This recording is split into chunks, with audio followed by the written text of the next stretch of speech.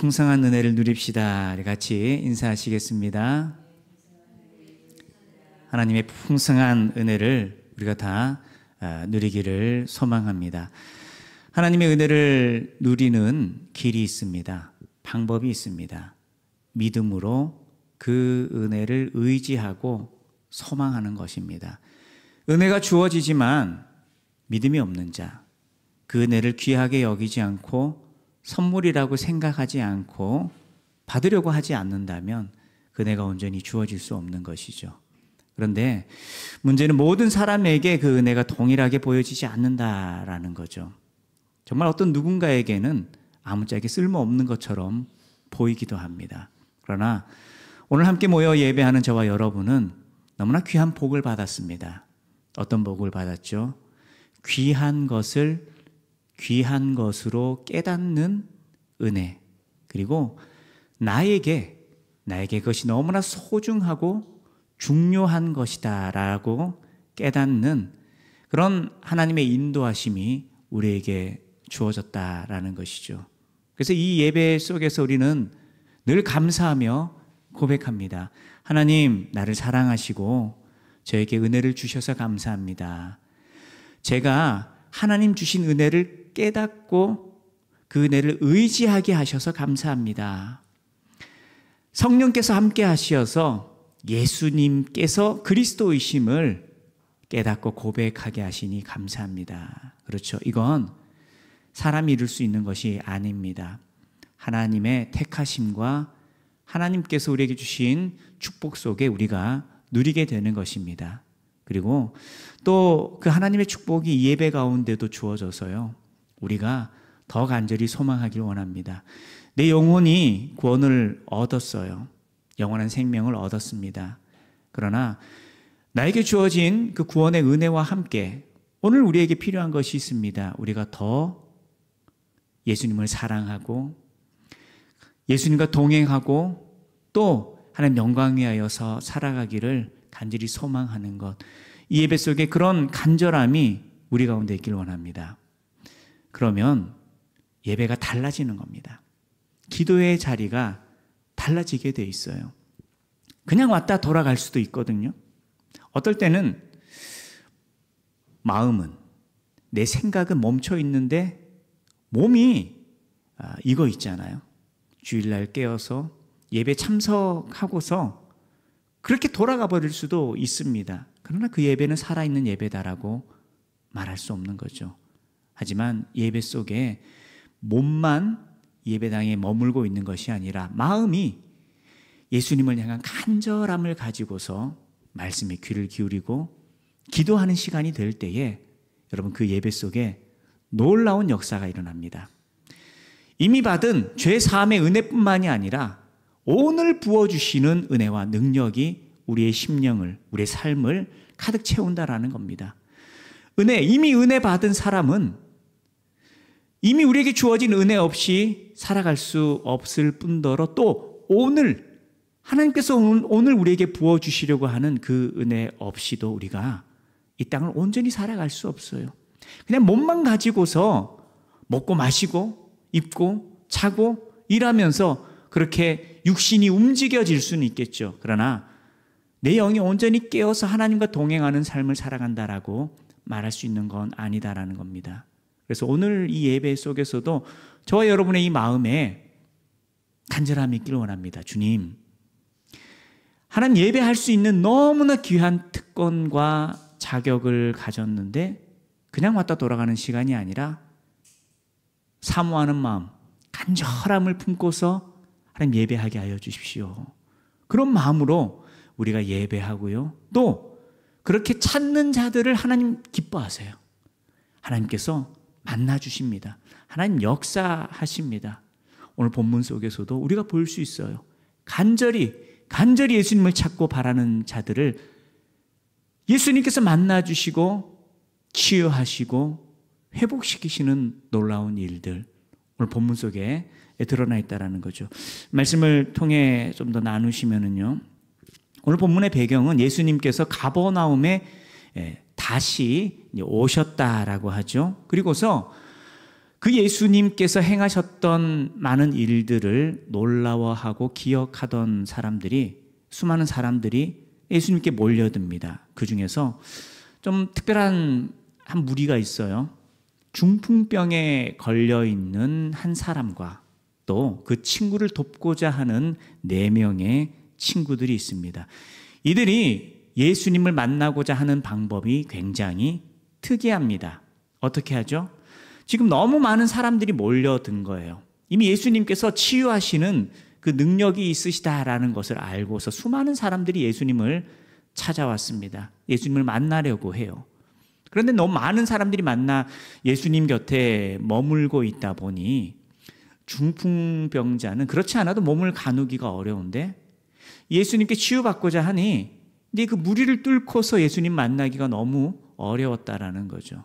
그런데 이 중풍병자에게는 그를 지극히 사랑하고 돕고자 하는 이 4명의 사람들이 있었습니다. 그리고 이 4사람이 중풍병자를 메워 가지고 예수님께로 옵니다.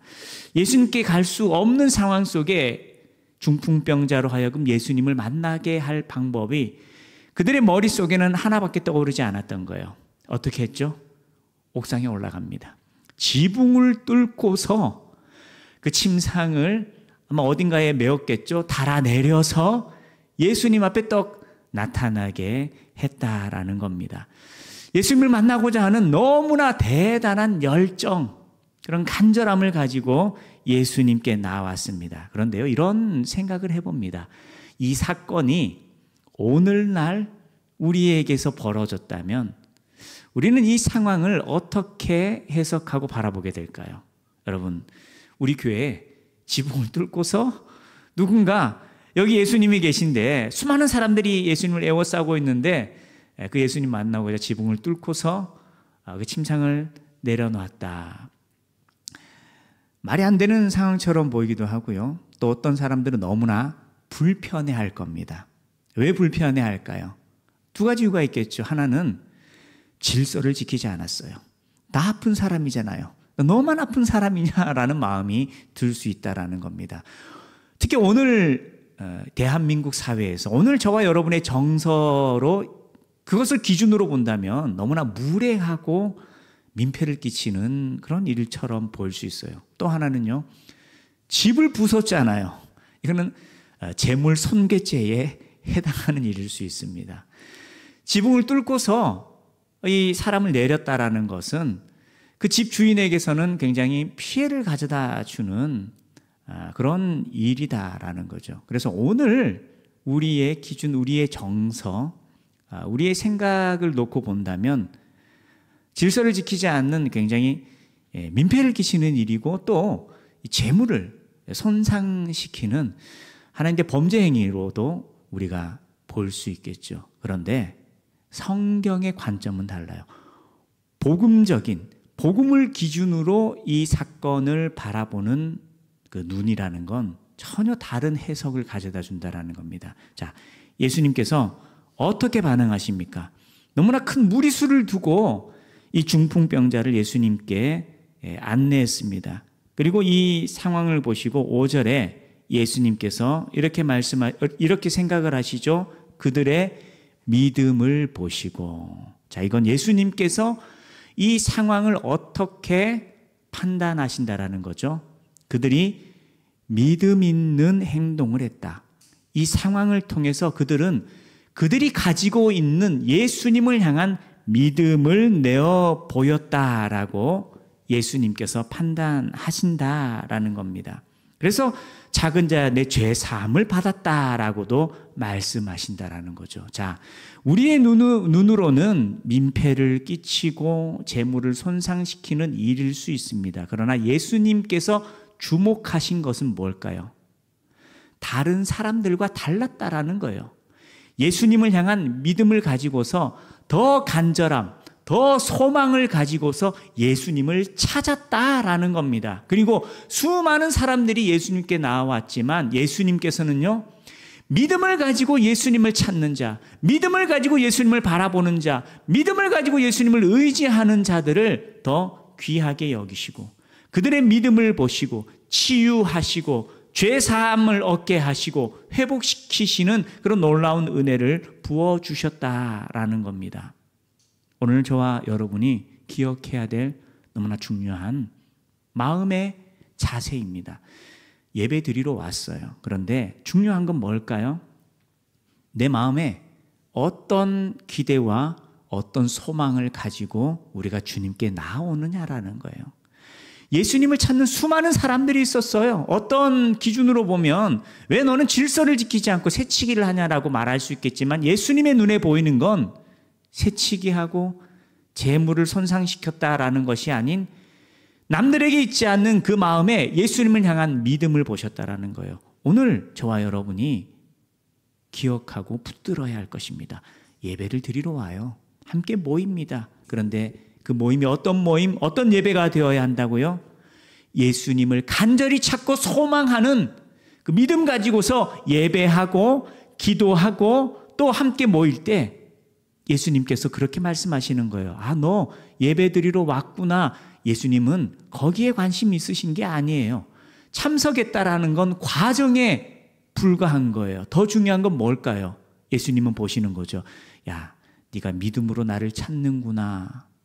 너가 정말 나를 의지하는구나. 정말 나를 사랑하고 나와 함께 있기를 원하는구나. 예수님은 그것을 보신다라는 겁니다. 오늘 저와 여러분이 그 간절함을 가지고서 예수님을 찾고 소망하고 의지하며 함께 모여 예배하고 기도하는 하나님의 백성 되기를 원합니다. 그리고 또 중요한 건 이걸 중풍병자 혼자서 할 수도 없을 뿐더러 그 혼자 주님께 나온 것이 아닌 누구의 도움을 통해서요? 네 사람의 도움을 통해서 왔다라는 거죠. 이 중풍병자를 도와서 예수님께 나왔던 이 네 사람, 그들이 그저 이 한 사람의 치유만을 위했다면 이런 열정을 가지기 어려웠을 거예요. 그러나 본문의 말씀을 통해 우리 분명히 알 수 있습니다. 무엇을요? 어느 한 사람이 아니라 그들 모두가 동일한 마음, 동일한 간절함을 가지고서 함께 힘을 모아서 예수님께 나왔다라는 거예요. 그래서 예수님께서 어떻게 여기셨다고요? 그들의 믿음을 보시고 치유받고자 하는 그 한 사람이 아니에요. 지금 고침을 받아야 하는 중풍병자 한 사람이 아니라 그와 함께 했던 자들, 그들이 예수님을 향한 동일한 믿음을 가지고서 한 마음을 품고서 어떤 이들에게는 비난의 대상이 될 수 있겠지만 그들은 예수님을 향한 간절함을 가지고서 한 마음이 되어서 함께 힘을 모아서 연합하여서 주님께 나왔다라는 거죠. 오늘 우리에게도 필요한 것이 이겁니다. 예수님을 의지하고 소망하면서 사모하면서 주님께 나오되 우리가 하나 되어서 우리 공동체가, 오늘 교회가 한 마음과 한 믿음을 가지고서 힘을 모아서 함께 예배하고 기도하는 것이 너무나 중요하다라는 거예요. 그래서 이 네 사람의 연합, 또 그와 함께한 도움을 얻은 이 중풍병자는 하나의 공동체로도 여겨질 수 있는 겁니다. 이건 어떠한 생각을 하나 가졌다라고 해서 이루어질 수 있는 일이 아니죠. 연합하고 힘을 모으고 함께 애써야지 이루어질 수 있는 일들입니다. 그리고 그 모습 속에 예수님은 그들의 믿음을 보시고 그리고 치유의 역사를, 죄사함의 은혜를 그들 가운데 부어주셨다라는 겁니다. 하나님께서 기뻐하시는 것이 있어요. 예수님을 온전히 의지하고 믿는 그 거룩한 믿음을 하나님께서 기뻐하십니다. 뿐만 아니라 동일한 믿음을 가지고 함께 연합하고 동력하고 하나 되는 것을 하나님께서 너무 기뻐하시고 그 속에 함께 하시고 하나님 역사하신다라는 겁니다. 우리 오늘 교회가 예수님만 의지하고 소망하는 거룩한 믿음, 그리고 같은 믿음, 같은 마음을 가지고서 우리가 하나 되고 연합하고 함께 힘입어 함께 힘내어서 기도하고 복음을 전하고 서로 섬기고 사랑함을 통하여서 하나님께서 기뻐하시는 공동체, 하나님께서 그 믿음을 인정하시고 하늘 문을 여시고 하나님께서 성령으로 충만케 하시고 하늘의 귀한 은혜와 능력을 더 부어주시는 그런 오늘 교회가 될 수 있기를 소망합니다. 그런 믿음을 가지고서 주님께 나아갔을 때에 주어지는 놀라운 역사가 있습니다. 어떤 일들이 먼저 주어지죠? 예수님께서 말씀하십니다. 그들의 믿음을 보시고서 중풍병자가 일어나고 나아질 거다라고 말씀하시는 것이 아니라 어떤 말씀을 먼저 하십니까? 5절 후반이죠. 작은 자야, 내 죄 사함을 받았느니라 라고 말씀하십니다. 치유받기 위해서 예수님을 의지했습니다. 그러나 단순히 치유만 받기 위해서 예수님께 나왔던 것이 아닙니다. 뭘 통해서 알 수 있죠? 예수님께서 그들의 마음속에 담겨 있는 것을 보셨잖아요. 뭘 보셨다고요? 믿음을 보셨다고요. 믿음으로 예수님을 찾는다라는 것과 치유받기 위해서 예수님을 찾는 것은 다른 것입니다. 왜냐? 치유받기 위한 간절함은 모든 사람들이 다 가지고 있는 거예요. 그런데 모든 사람들이 예수님께 나와서 치유를 받으면서도 그 모든 사람들이 다 죄 사함을 받지는 않았습니다. 죄 사함을 받았다라는 건 그들이 단순히 중풍병자의 육신의 연약함, 이 어려움에 대하여서만 예수님을 의지한 것이 아니라 이 불편한 몸보다 더 중요한 것이, 더 시급한 것이 그들 속에 있는 죄의 문제이고, 이것은 어떠한 의술을 가진 자도, 능력을 가진 자도 이룰 수 있는 일들이 아니라 오직 예수님만이 가능하신 일이라는 것을 믿고 고백하며 예수님을 찾았고, 예수님께서 그 믿음을 보시고 그들을 치유하시고 회복시키셨다라는 거죠. 여러분, 이건 너무나 귀한 겁니다. 왜냐? 그 당대에 이런 개념들이 있었어요. 이건 성경적인 것은 아닙니다. 잘못된 전통과 잘못된 해석이에요. 그러나 많은 사람, 고대 이스라엘 속의 유대인들이 가졌던 생각이 이런 기준이에요. 건강하고 부유한 것은 하나님께서 그 사람을 선하고 의롭다고 여기셔서 축복하신 것이다. 거꾸로 병들고 가난하다라는 것은 그들의 죄 때문에 하나님 심판하시고 저주하신 것이다 라는 인식이 있었습니다. 이것 자체는 잘못된 거예요. 그런데 진짜 문제는 뭘까요? 이 시대에 부유한 사람이든지 가난한 사람이든지 하나님 앞에 자신이 죄인이다라는 것을 정말 진지하게 고민하는 사람이 적었다라는 겁니다. 부유한 사람은 부유한 대로 정말 자신이 믿음 없이 살아가고 있는 것을 깨닫지 못한 채 그냥 남들에게 보이는 것밖에 없어요. 자, 내가 부유하게 살잖아. 내가 건강하게 살잖아. 나는 축복받은 사람이야. 그러나 사실은 자신이 자기를 더 잘 알아요. 얼마나 자신이 탐욕적이고 이기적이고 교만한지를 자신이 압니다. 그럼에도 회개하지 않아요. 왜? 죄를 두려워하고 하나님을 두려워하지 않기 때문이죠. 병든 사람, 가난한 사람, 수많은 사람들이 있었어요. 그리고 예수님을 의지했습니다. 그런데 그 많은 사람들에게 있어서 문제는요, 고침받고 싶기는 해요. 또 가난에서 벗어나고 싶은 마음은 있는데 자신이 죄인이고 또 죄의 문제를 해결해야 한다라는 그 간절함이 그들 가운데 깊이 있게 진지하게 주어지지는 않았다라는 거죠.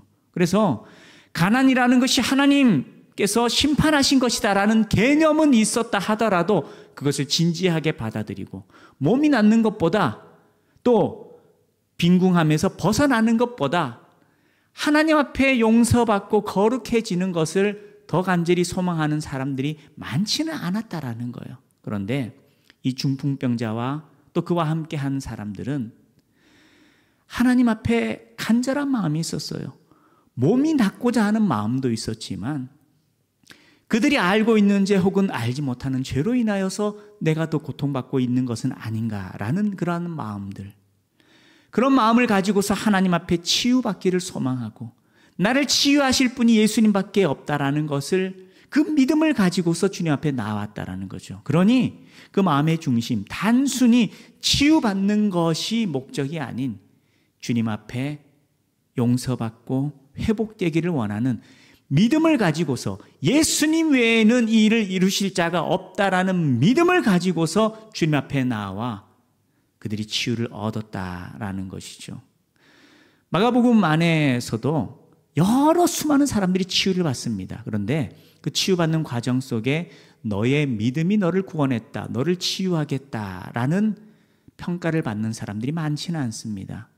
나중에 혈류병 걸린 여인이 예수님의 옷자락을 붙들 때에 그 또한 믿음으로 주님을 의지했고 구원을 얻고 치유를 얻죠.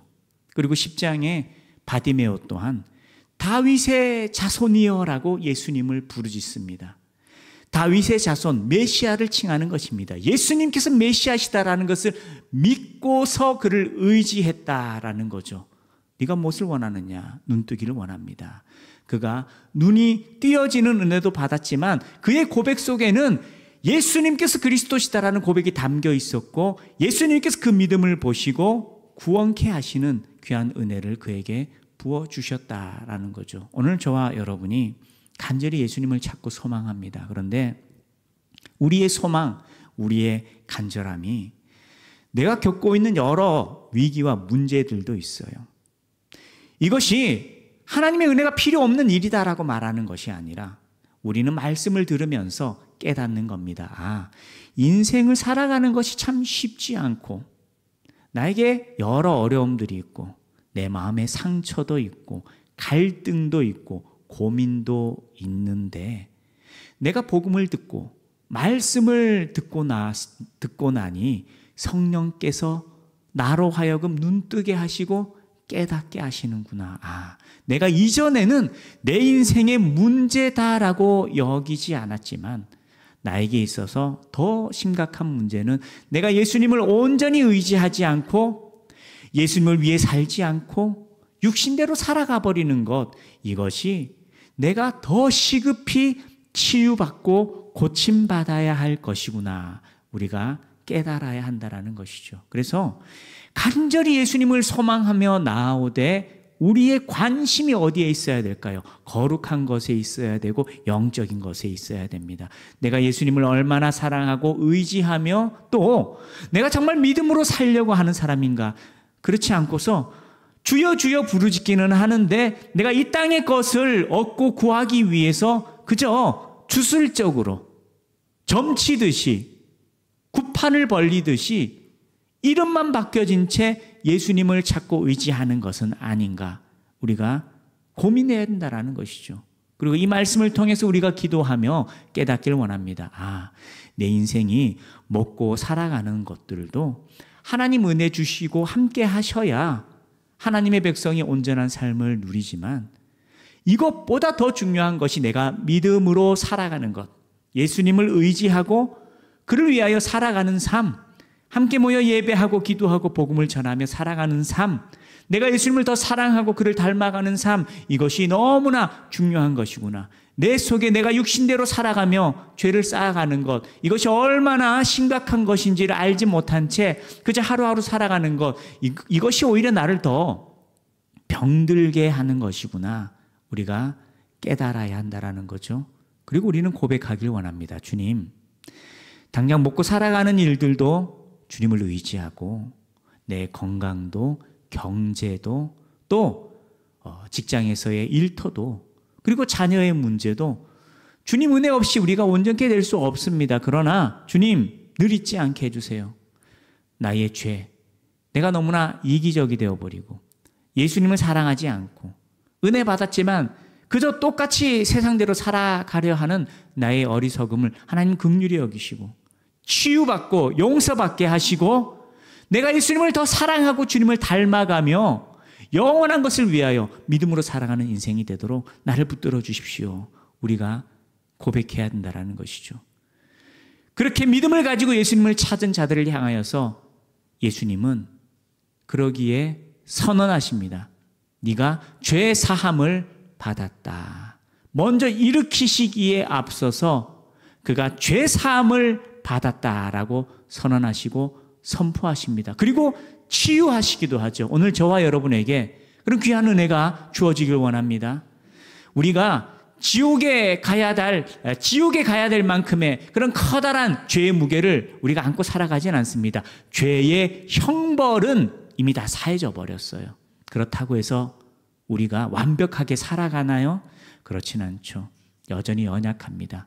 그 연약함을 주님 앞에 내어놓기를 원하고, 그것이 내가 예수님을 더 사랑하지 못하고 믿음으로 살아가지 못하는 것이 내 인생 속에, 내 일상 속에 있는 여러 문제들보다 더 시급하게 중요하게 주님께 맡겨야 하는 것이다라는 것을 깨닫고서 늘 주님, 내가 마음과 뜻과 힘을 다해서 하나님을 사랑하는 사람, 말씀에 순종하며 복음 위하여 또 하나 되기에 힘쓰며 주의 몸된 교회를 위하여 살아가도록 나를 붙들어 주십시오. 그렇게 먼저 그의 나라와 의를 구하고서 또 우리의 연약함과 우리의 부족함을 주님께 아뢰며, 하나님께서 먼저 그의 나라와 의를 구하는 자들 가운데 하나님 역사하시고 그들의 일상 가운데도 하나님 동행하시고 하나님이 일하심을 우리 오늘 교회가, 저와 여러분이 목도하고 누릴 수 있기를 소망합니다. 그런 하나님의 은혜가, 하나님의 일하심이 그들 가운데 부어졌습니다. 그리고서 예수님께서 하나 눈치채셨던 거예요. 어떤 것을 눈치채셨느냐? 하나님께서 치유하셨습니다. 하나님께서 회복시키셨어요. 무엇을요? 영혼을 깨끗게 하시고 그 죄사함의 은혜를 그들에게 부어주셨다라는 거예요. 그런데 이 말씀을 듣고서 마음에 불편함을 가지는 이들이 있었습니다. 6절 말씀이죠. 어떤 서기관들이 거기 앉아서 마음에 생각하기를, 이 사람이 어찌 이렇게 말하는가? 신성모독이로다. 오직 하나님 한 분 외에는 누가 능히 죄를 사하겠느냐. 자, 이들이 무엇 때문에 불편한 거죠? 예수님께서 죄 사함을 선포하시니 저 예수가 어떤 자격과 권위를 가지고서 죄를 사한다라고 저런 말을 할 수 있느냐라고 예수님께서 예수님을 향하여서 비난하는 그런 마음, 그런 생각들이 있었다라는 겁니다.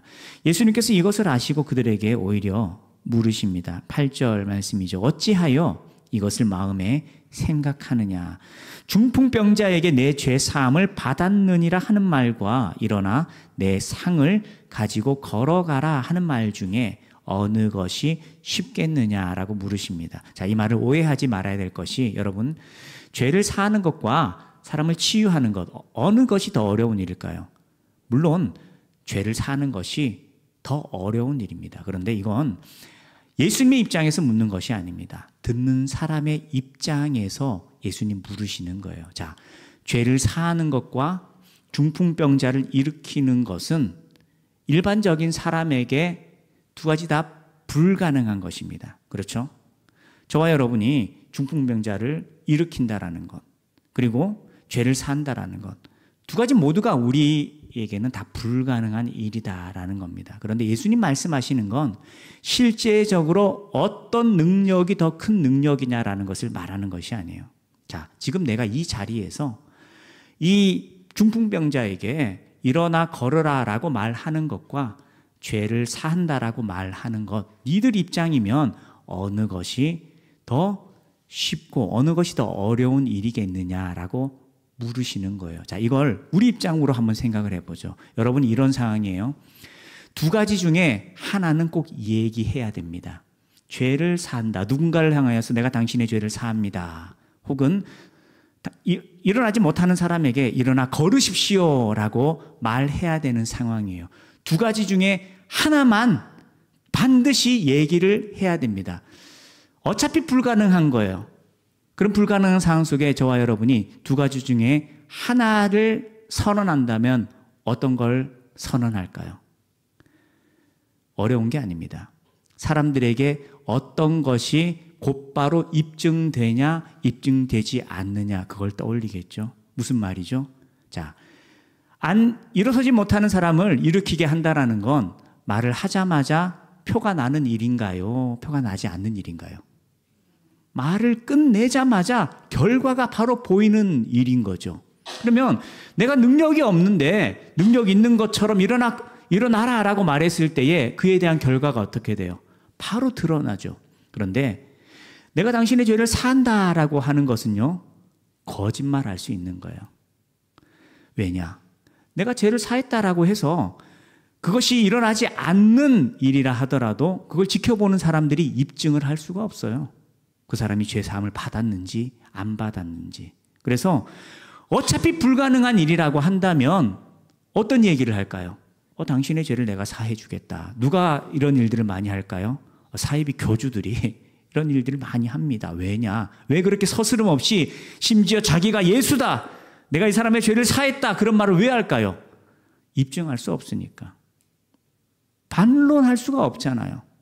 자, 그런데 예수님께서 이렇게 물으시는 건 10절 말씀에 그러나 인자가 땅에서 죄를 사하는 권세가 있는 줄 너희로 알게 하려 하노라.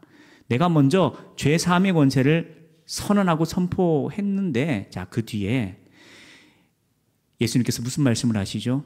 일어나 걸으라 라고 말씀하시는 거예요. 그리고 중풍병자가 일어납니다. 그리고 재미난 건 그 뒤에 예수님의 말씀에 대한 사람들의 반응입니다. 자, 12절 말씀이죠. 그가 일어나 곧 상을 가지고 모든 사람 앞에서 나가거늘 그들이 다 어떻게 했다라고 하죠?